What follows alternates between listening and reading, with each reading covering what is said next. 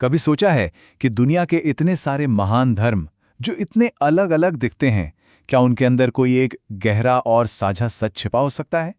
आज हम उसी छिपे हुए तालमेल को खोजने निकले हैं, जो शायद हम सबको एक दूसरे से जोड़ता है।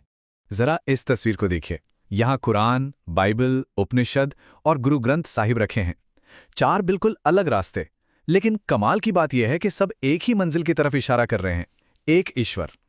ये समानता सच में सोचने पर मजबूर कर देती है ना? तो चलिए इस साझी बुनियाद को जरा और करीब से समझते हैं और सीधे कुछ बड़े बड़े धर्मों के पवित्र ग्रंथों में झांक कर देखते हैं। अब इस स्लाइड पर जो लिखा है वो तो सच में दिल को छू जाता है। देखिए, कुरान कितना साफ कहता है, वह अल्लाह एक है। फिर बाइबल में भी यही बात सुनाई देती है, हे इस्राएल सुन, हमारा परमेश्वर यहोवा यहोवा एक है। हिंदू धर्म का छांदोग्य उपनिषद भी ऐलान करता है, वह एक ही है, दूसरा कोई नहीं। और सिख धर्म की तो शुरुआत ही एक ओंकार से होती है, जिसका मतलब ही है ईश्वर केवल एक है। और कहानी यहीं खत्म नहीं होती, ये तो बस शुरुआत है। आइए अब देखते हैं कि यही विचार पूरब की जमीन पर कैसे और भी गहराई से फैला हुआ है। ये देखिए, ऋग्वेद का एक बहुत ही मजबूत श्लोक, जो दुनिया के सबसे पुराने पवित्र ग्रंथों में से एक है। कितनी खूबसूरती से एक गहरी बात कह दी गई है कि परम सत्य तो एक ही है, बस समझदार लोग उसे अपने अपने तरीके से अलग अलग नामों से पुकारते हैं। ये एक ऐसा संदेश है जो आज के दौर में भी कितना जरूरी लगता है। और यही गूंज हमें भगवद गीता में भी सुनाई देती है।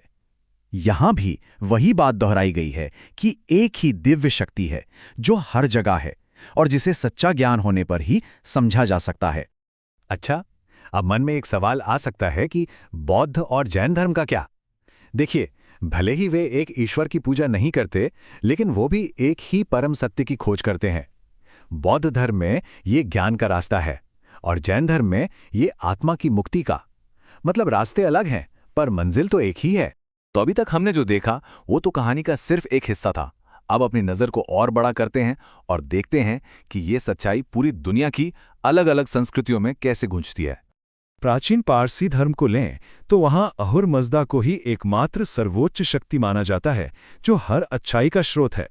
पूर्वी एशिया में चलें तो ताओ धर्म ताओ की बात करता है, मतलब एक एकल हर जगह मौजूद सत्य जिससे ही सब कुछ बना है। इस्लाम के अंदर ही सूफीवाद नाम की एक बहुत ही खूबसूरत परंपरा है। सूफी संत धर्म के लेबल से ऊपर उठकर एक ही सच्चाई को खोजते हैं, जैसा महान कवि बुल्ले शाह ने कहा था। और बहाई धर्म तो सीधे सीधे एक ईश्वर के नीचे सभी धर्मों की एकता का पैगाम देता है। वो सिखाता है कि सारे धर्म एक ही सूरज की अलग अलग किरणें हैं। और ये विचार सिर्फ बड़े बड़े धर्मों तक ही सीमित नहीं है। दुनिया भर की आदिवासी संस्कृतियां एक महान आत्मा या सर्वोच्च निर्माता को मानती हैं, एक ऐसी दिव्य शक्ति जो हम सबको और पूरी कुदरत को एक साथ बांध कर रखती है। इस पूरी दुनिया की सैर के बाद आइए अब भारत के महाराष्ट्र में चलते हैं और देखते हैं कि कैसे इस एक विचार को संतों की एक पूरी पीढ़ी ने जिया और सिखाया। महाराष्ट्र में भक्ति आंदोलन यानी ईश्वर से प्रेम का आंदोलन चला और उसकी नींव ही इसी बात पर रखी गई थी कि ईश्वर एक है और हम सब लोग एक हैं। ये एक ऐसा आंदोलन था जिसने समाज को बदल कर रख दिया था। ये स्लाइड तो देखिए, तुकाराम महाराज, ज्ञानेश्वर महाराज और नामदेव महाराज जैसे कितने ही संतों ने जाति और धर्म की दीवारों को तोड़कर एकता का संदेश फैलाया। उन्होंने अपने गीतों और अपनी जिंदगी से सिखाया कि हम सब एक हैं।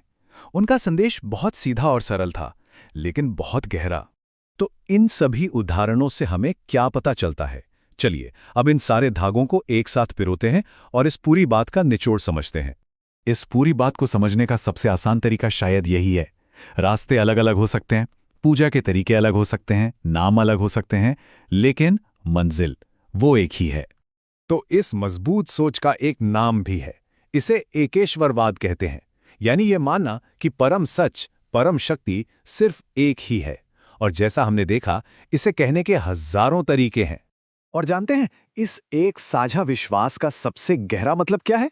यह हमें शांति, प्रेम और भाईचारे का रास्ता दिखाता है। ये वो नींव है जिस पर एक ज्यादा एकजुट दुनिया बनाई जा सकती है। और मैं आपको बस इसी एक सवाल के साथ छोड़कर जा रहा हूं, अगर दुनिया की सारी महान ज्ञान परंपराएं एक ही परम सत्य पर सहमत हैं, तो फिर वो क्या है जो हमें एक दूसरे से अलग रखता है? इस पर सोचिएगा जरूर।